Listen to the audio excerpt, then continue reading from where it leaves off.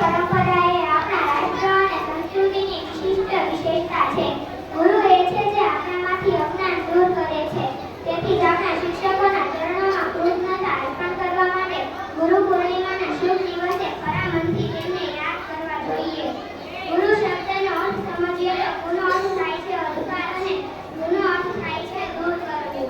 આપણા જીવનમાં 3 ગુરુ છે. પહેલા માતા પિતા, બીજા શિક્ષકો અને ત્રીજા આધ્યાત્મ ગુરુ. આપણા માતા પિતા જેઓ આપણને